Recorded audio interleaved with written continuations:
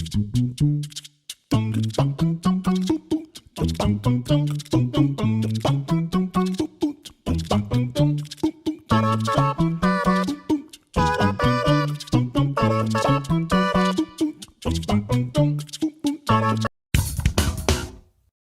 this day, we still have prominent Democrats and people of the left who are out there promoting false narratives about January 6th. But thankfully, we have people like Joe Rogan who aren't afraid to discuss this topic to his very large audience. But before we get to these clips, don't forget to like, share, comment, subscribe on this video so you can break through the algorithms. Here we go. Well, how about January 6th? How about January 6th? This is the crazy thing. I was trying to explain to Jim Gaffigan one day.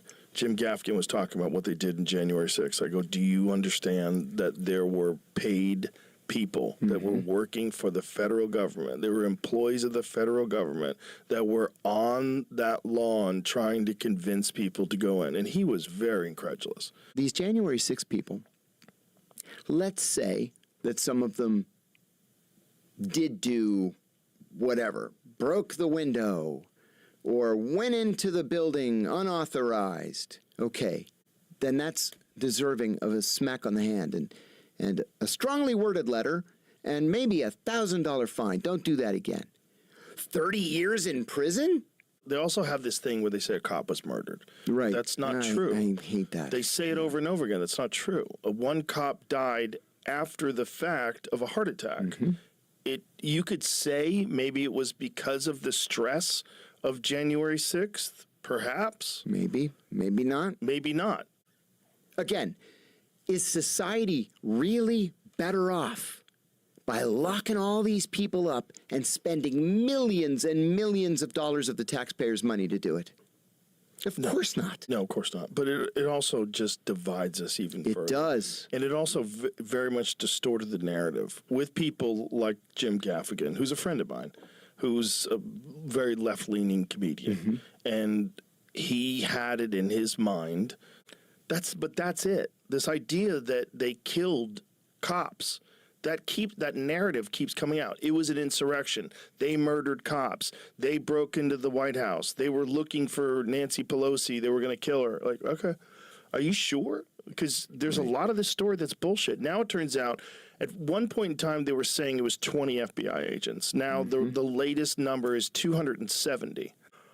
How is that not being investigated as a serious crime? And like that is a serious, it's a violation of what you're supposed to be doing in the first place. It's a lot of people that are encouraging people to break in. And there's many instances of these suspected people that are on camera. A lot of them wearing face masks. There's one of them where a guy's removing the broken glass from the window and encouraging people to go in, and another guy gets in his face and goes, "Do not do that," and then he pushes that guy, "Fuck you," and the other guy backs off. If the FBI was on that lawn, I would hope what they would be doing is informing people entering into this building is a felony. Breaking these windows, getting into this building you do not want to do this. If you want to peacefully protest, do that. But I'm telling you, this will fuck with you for the rest of your life and most likely ruin it. I think you're 100% right. Also, did they turn down the idea of bringing in the National Guard?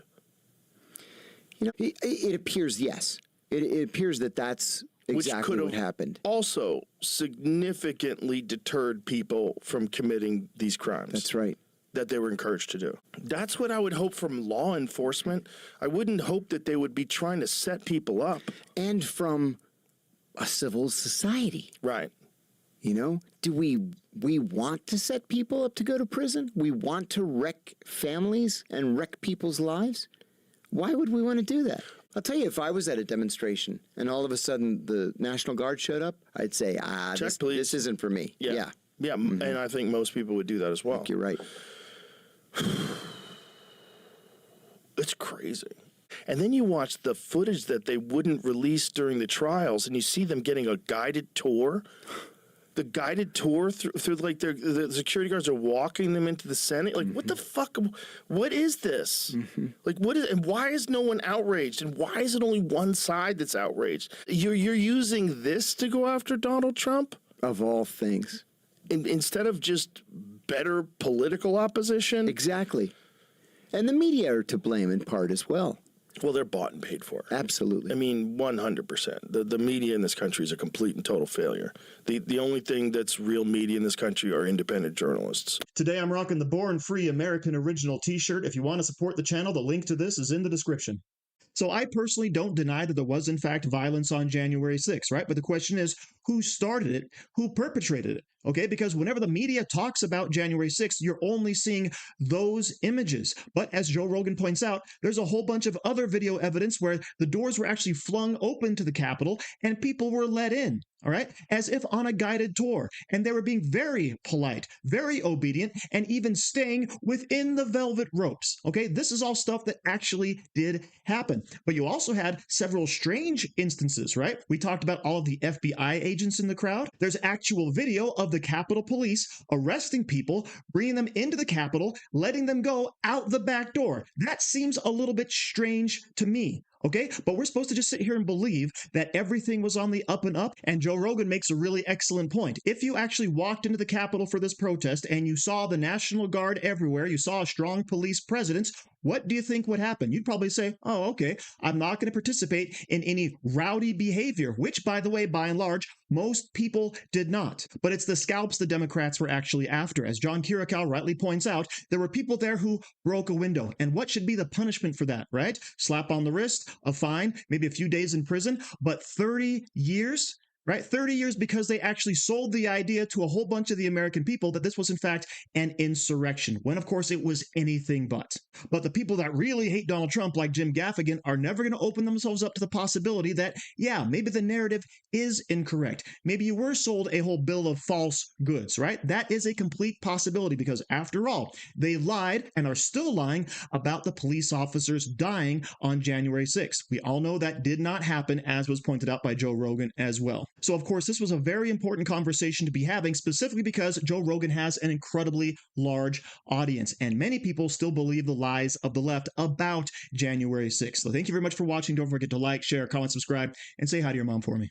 Do you like t-shirts? Of course you do. And now you can support the channel by buying an Angry Teacher t-shirt designed by me, Angry Teacher. So if you like America, if you like freedom, if you like liberty, then go ahead and click the link in the description where all designs, of course, are 100% mother approved. So enjoy yourself and find something you like today.